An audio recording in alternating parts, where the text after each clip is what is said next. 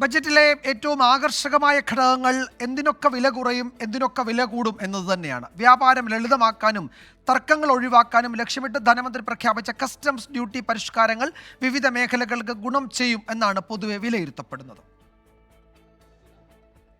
അർബുദത്തിനുള്ള മരുന്നുകളുടെ ഉയർന്ന വില പല രോഗികളെയും വലച്ചിരുന്ന ഒരു ഘടകമാണ്. ക്യാൻസർ ചികിത്സയ്ക്ക് ഉപയോഗിക്കുന്ന 3 മരുന്നുകൾ പൂർണ്ണമായും കസ്റ്റംസ് തീരുവയിൽ നിന്ന് ഒഴിവാക്കിയതോടെ ഇവയ്ക്ക് വില കുറയും.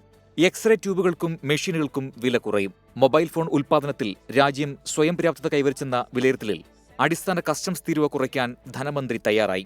മൊബൈൽ ഫോണുകൾ, മൊബൈൽ പ്രിന്റഡ് സർക്യൂട്ട് ബോർഡ് അസംബ്ലികൾ, ചാർജറുകൾ എന്നിവയുടെ അടിസ്ഥാന കസ്റ്റംസ് തീരുവ 15% കുറച്ചതോടെ വിലക്കുറവിൽ ഈ ഉൽപ്പന്നങ്ങൾ ലഭ്യമാകും. സ്വർണ്ണ വ്യാപാരികളുടെ വർഷങ്ങളായുള്ള ആവശ്യമായിരുന്നു സ്വർണത്തിന്റെ ഇറക്കുമതി തീരുവ കുറയ്ക്കണം എന്നത്. സ്വർണം, വെള്ളി ഇറക്കുമതി തീരുവ 6%, പ്ലാറ്റിനത്തിന്റേത് 6.4% കുറച്ചു. ബജറ്റ് പ്രഖ്യാപനത്തെ തുടർന്ന് സംസ്ഥാനത്ത് സ്വർണം പവന് 2000 രൂപ കുറഞ്ഞ് 51,960 രൂപയായി.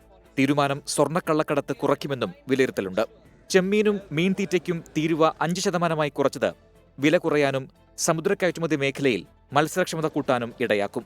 സോളാർ സെല്ലുകളുടെയും പാനലുകളുടെയും നിർമ്മാണത്തിനുള്ള മൂലധന ഉൽപ്പന്നങ്ങളെ തീരുവയിൽ നിന്ന് ഒഴിവാക്കിയത് പുനരുപയോഗ ഊർജ്ജ മേഖലയിലെ കമ്പനികൾക്കും ഉപഭോക്താക്കൾക്കും ഗുണമാകും. 25 തന്ത്രപ്രധാന ധാതുക്കളെ കസ്റ്റംസ് തീരുവയിൽ നിന്ന് ഒഴിവാക്കിയത് ധാതു വ്യവസായങ്ങൾക്ക് പ്രോത്സാഹനമാകുമെന്നാണ് വിലയിരുത്തൽ. തുണിത്തരങ്ങൾക്കും തുകൽ ഉൽപ്പന്നങ്ങൾക്കും വില കുറയും. എന്നാൽ നികുതി കൂട്ടിയതിനാൽ ടെലികോം ഉപകരണങ്ങൾ, അമോണിയം നൈട്രേറ്റ്, അജൈവ പ്ലാസ്റ്റിക് എന്നിവയ്ക്ക് വില ഉയരും. PVC, ഫ്ലക്സ് ബാനറുകൾക്ക് തീരുവ 25% കൂട്ടിയതിനാൽ വില കൂടും. Financial desk, 24.